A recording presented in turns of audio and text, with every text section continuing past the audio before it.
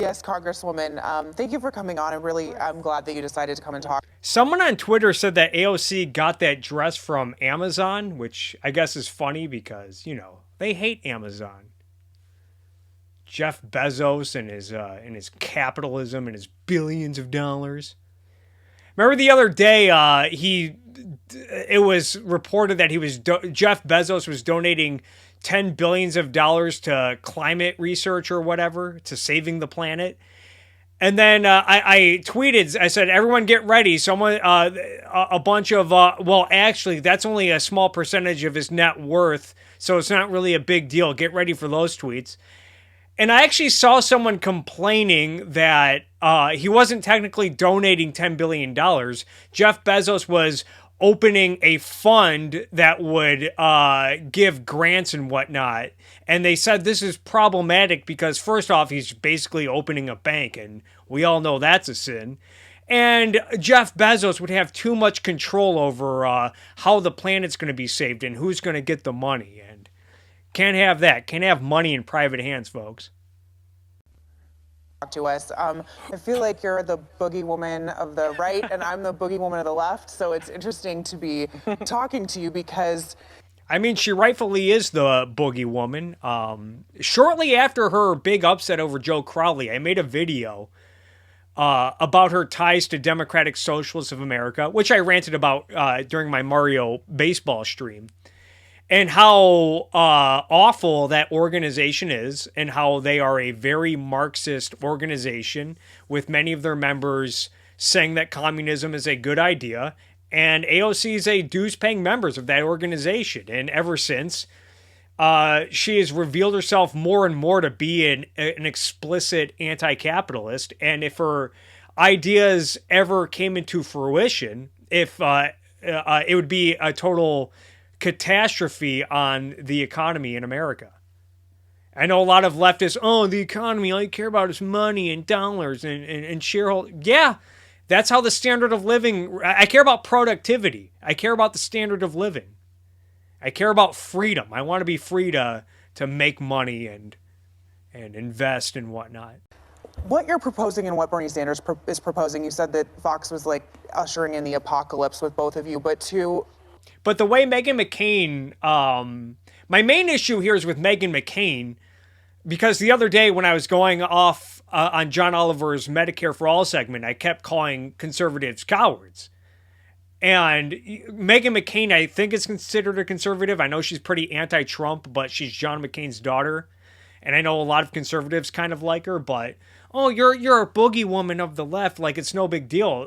She's a pretty hardcore socialist. Conservatives like me who think that big government is very, very dangerous, it is like the apocalypse. And it's not just that Bernie is asking a lot of voters to buy into what I consider radical ideas like free public college, the Green New Deal, Medicare for all. He's advocating for a complete paradigm shift of the American system as we know it. Now, she just calls it radical, and Ayn Rand had an essay about this called The Art of Smearing, where she talks about how extremism is often used as a smear, and like, you're radical. But as AOC, I don't know if she mentions it here, but this is often their defense. Like, well, Denmark has what we're advocating for. Finland and Sweden and France, they all have tuition-free college and free healthcare. So is it really that radical? But radical should not be, unless it's a radical for evil, which I think AOC is. But radical qua radical is not. If you're a radical for reason, if you're a radical for freedom, the slavery abolitionists were radicals. The founding fathers were radicals. I think Martin Luther King was considered. So there's nothing wrong with being a radical so long as you're a radical for good. And it's a huge ask for people like me, and it's a huge ask for a lot of people. This seismic shift from capitalism to socialism. And actually, a Gallup poll showed that a majority of Americans would not vote for a socialist, around 45% wouldn't consider it. So what do you say to that? It's not just that it's a political, I think there's a lot of Republicans who would be more comfortable with a Biden or with a more moderate. What do you say to someone like Well, me? one is, when you pull these abstract ideas, it's one thing, but the majority of Americans... they're just abstract ideas, guys. I mean... I don't know if I'm overthinking this, but the implication I got from that is like, ideas, who cares? Let's just do what's right. Of course, where do you get that notion from? Americans would vote for Bernie Sanders. And that's because of his record, because of his commitment and his policies. But also, I think, I think there's...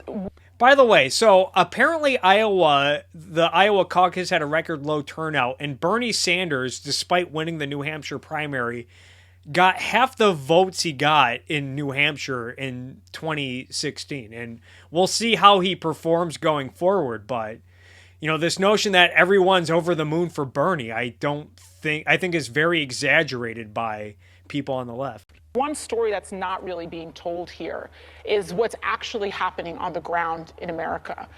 Do you know what percent of American workers make less than $40,000 a year? Mm-hmm. Almost 60%. 60% of Americans. You can't live on that in New York. You can't live on that in New York, and you can barely live on that anywhere. Yeah, you can't live on that in New York because of high taxes and regulations that squeeze out business and drive up the cost of living. It's the case in Los Angeles and throughout California as well. You can't. It's hard to survive in a big city like Los Angeles on $50,000 a year, but barely any homes have been built over the last 3 decades. And every year, every election year, there's like 10 new tax proposals on the ballot, city, county, state taxes. And everyone in LA, like a bunch of sheep, goes and votes it in because, oh yeah, taxes are so great. Let's help out the schools. Let's help out the homeless. Let's help out the less fortunate. Of course, we're driving up the cost of living, and then we're going to bitch about how expensive it is here. Anywhere you can't live on that if you have kids. No. I mean, Mike Bloomberg, when he was mayor, imposed a soda tax. And I know cigarette taxes have incrementally increased in New York over years. And I think it's now $10 to $15 a pack in New York? I don't even smoke. LA also voted to increase cigarette taxes by $2 a pack. And yeah, if you're a regular smoker, if you smoke a pack a day, that's what? Only $700 out of your $700 more you got to spend per year on cigarettes, which maybe you shouldn't be smoking, but still, if you've been smoking for 10 years and you're raising a family and now that's another cost you got to deal with. But it's all capitalism's fault, guys. I think that reality personally does require a paradigm shift. This isn't working for us. And a $2.1 trillion tax cut, which has been deemed capitalism at its finest, doesn't... See what she just did there? So I've been warning everyone on the right, I've been warning all the conservatives and all the MAGA-tards out there about the problems that the Trump presidency will cause. And the fact that Trump has caused a lot of economic distortions, that we still live in a mixed economy, that although he's deregulated here and there, it's nothing significant. We still have a Federal Reserve. We still have a mixed economy in medicine, a mixed economy in banking, all of these distortions. We're still spending at huge deficits, right? And so we have all of these looming crises like the student loan problem, corporate debt problem, pension problems in various cities and states. What else? There's a lot. National debt problem. And Trump has been a hands-on the economy kind of guy, trying to use tariffs and ripping up trade deals, screwing over farmers overseas and whatnot. But because of his tax cuts, he's labeled as the Mr. Capitalist Free Market President. Right? And although unemployment numbers have gone down a bit, even though the stock market is up, AOC's like, well, who cares? Like, if you're working class, if you're someone that makes under $40,000, $50,000 a year, you don't have much skin in the stock market, at least on a surface level. I think everyone does, because if you work for a corporation or if you buy from a corporation, it's good to have investment. It's good for the corporation that you shop with be doing well. But yeah, if you don't own stock in the most people don't really seem to care. Most people aren't that integrated when they think about economics, especially on a political level. Work for us. Right. Losing your husband because he couldn't afford insulin because Big Pharma cares about profits more than people, as capitalism at its finest. Again, Big Pharma is in bed with government, and the reason why medicine is expensive is because of FDA regulators locking out competition. This does not work for us. And I think capitalism doesn't work anymore, guys. Hard time explaining how he's going to pay for it, though. So let's talk about. And this is Meghan McCain's big. Oh, how are you going to pay for it? How are you going to pay for it? You're talking about dramatically shifting economics in America and trying to move America into full socialism. I mean, again, she's a member of DSA, dues-paying member. They want to abolish profits. They think Karl Marx is this brilliant thinker. Many of their chairs think communism is a good idea. AOC often speaks in Marxist terms and whatnot. And Meghan McCain's big concern: how are you going to pay for Medicare for all? Well, Meghan, we've had Medicare since the 40s. Why not go all the way? Where are you complaining about how much the current Medicare system costs? Oh my God. We'll pay for it, because I think we need to talk about what policies. A tuition-free public college. $2.2 trillion over 10 years. So it's funny because progressive policies are always talked about in 10-year price tags. Conservative policies are always talked about in 1-year price tags. And so our military budget increase went up by $70 to $80 billion 1 year alone, about $100 billion. And again, if you scrap the military, you might get to zero, and you still need to find ways to pay for all of these generous promises. Since Trump started, pretty much, or it's been about $100 billion increase since Trump started. We don't ask. Does Meghan McCain not know this, by the way? Like, even on this issue, like, she's not pushing back? How he pays for that. When we talk about big government, we don't talk about big government interjecting themselves into the bodies of women and gender nonconforming. See, this is where Meghan McCain should come in. Yeah, interjecting in the bodies of women. Okay, well, is it okay? I don't know where Meghan McCain stands on abortion. Maybe she likes it when politicians outlaw abortion. But okay, it's not okay for the government to get in the bodies of women, which it's not. But it's okay for them to get into women's bank accounts and decide how much of their money they get to keep and what kind of businesses they get to operate. Which medicines come to market? Oh my God. People for anti-choice policy. So I'm happy to talk about the reduction of government's role in places that I think are harmful, but Tell them. I mean, isn't the CEO of Facebook or one of their big executives a woman? But it's okay to get into her bank account and impose a 70% progressive tax rate on her. How you tell them how this is getting paid for, because Sure. yeah, that's what you want. Right. So tuition-free public colleges, that can be paid by a simple Wall Street transaction tax. Medicare for all, what you do is that you... And where's Meghan McCain on this? Is it fair to tax Wall Street investors and speculators and traders, people who have 401ks? I talked about this in a different video about how if you start taxing it, it will discourage investment, right? Is it okay to take money from day traders and investors and people who want to invest money in the stock market? Take your premium and some of your healthcare costs right now that you give to a Blue Cross Blue Shield and Aetna, whomever, and you lower that number. The average American family pays about $10,000 in healthcare costs. Mm-hmm. You lower that number, and it transitions over to a payroll tax, and the average American gets to save tons more money. There was a Yale study that just came out that said we could transitions into a payroll tax. You're talking about doubling income taxes, and for many Americans, they might be paying more in taxes than they would be in health insurance and healthcare costs. Transition to Medicare for all and give 2 years severance to every person whose job may be risked in the transition, and still save money in our current healthcare system. People want to keep their backup insurance plans. That was Elizabeth Warren's issue. Now, this is Joy Behar, right? I think that's her name. You can tell she's bringing this up because herself and probably other people she knows probably like their, because she's a boomer, right? She probably has plenty of friends who have health insurance plans that they like and are probably a little worried that that shit's going away under a Bernie Sanders presidency. Where does Bernie stand on that?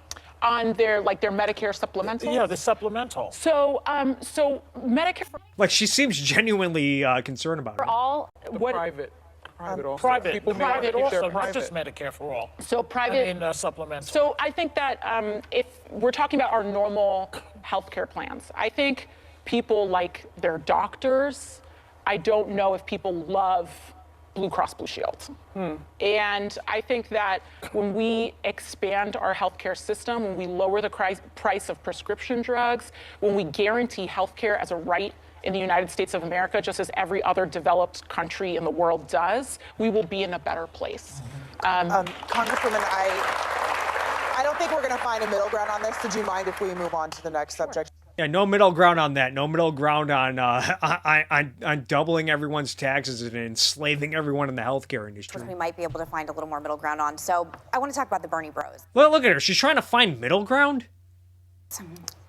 She just basically told AOC to her face, some people might think that that your big government policies are going to be catastrophic, but let's try to find some middle ground. The one thing that connects women on the left and women on the right, I have found at least a lot of guest hosts, a lot of guests that have come on over the 3 years I've been here, is the abuse that we have all been subjected to by Bernie Bros. It is by far, of anything I've ever done in my entire life, the most violent, the most misogynistic, the most sexist, the most harmful. My mother has cried over doctored photos Bernie Brothers have sent me, and I'm just one story. He has a real problem.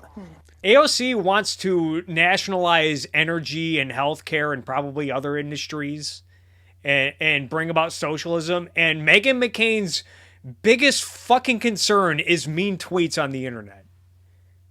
And I don't think that he's doing enough to tamper it down. If it were... And again, if you know what the Bernie Bros honestly want, if you've been paying attention to how influential BreadTube has gotten over the years and how people have embraced more socialist ideas and been more exposed to it, it's really not surprising that all these envious goons are mean on the internet when they think capitalism and corporations and anyone who has over $1 billion is akin to Adolf Hitler. Anyone? Although I think Bernie Bros and socialists and communists probably think capitalists like Jeff Bezos and the Koch brothers are probably more evil than Adolf Hitler. They probably consider him more evil. I'd say this has no representative of me. It's disgusting. It's vitriol. If there's anything socialists and Nazis, if communists and Nazis can agree on, is that capitalism is enemy number one. And every time I see him talk about it, he's like, doesn't represent me, move on. You're an extremely powerful woman.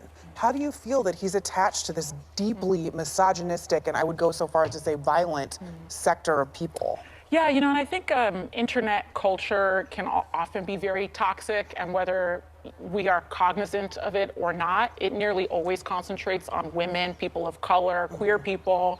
Definitely. And we experience the brunt of it. And I think, I think that to a certain extent, we have to always reject hate, reject vitriol. Unless it's to the 1% or the billionaires and the corporations, then hate is totally fine. And denounce that kind of behavior. Also, we also know the amount of anonymous activity that happens on the internet, and that simply is difficult. It is difficult to control when you have like a Twitter handle with a bunch of numbers on it with 2 followers that are lobbying vitriol at you. We don't know where that comes from, but I know that it doesn't. Do you think he's done enough to try and stop it? I think he works very hard. I think we send out messaging emails, and you know what? I've been subject to a lot of this stuff from all sorts of pockets from the internet. ICE and CBP officers targeted me on Facebook for attacks when I went to visit the border. They photoshopped, people who are supposed to be protecting immigrants and children, photoshopped He's got to do more. Horrendous. He's got to stand up and say it every day if he needs to. Yeah. Stop this. We're not accepting. I mean, he encourages it. Bernie Sanders, he says billionaires shouldn't exist and that he's going to take on the big corporations and the big banks and big oil and big pharma and big health insurance, big this, big that, the 1%, the millionaires and billionaires, although as many people have pointed out that Bernie seemed to have conveniently dropped the millionaires from his vitriol because now he is a millionaire, right?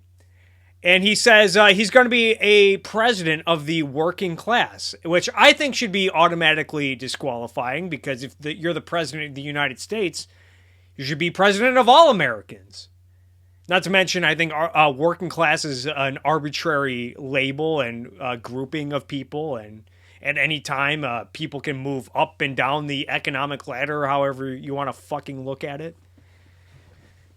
But yeah, Bernie Sanders, he espouses hatred and envy, hatred of the good for being the good, and people should not. And he wants force to be more of a criteria of social conduct. So it shouldn't be surprised that no one should be surprised that his supporters use guillotine gifs and make jokes about gulags and hammer and sickles and start watching the Young Turks and Hassan Proletariat Piker and all of the other communist morons on the internet.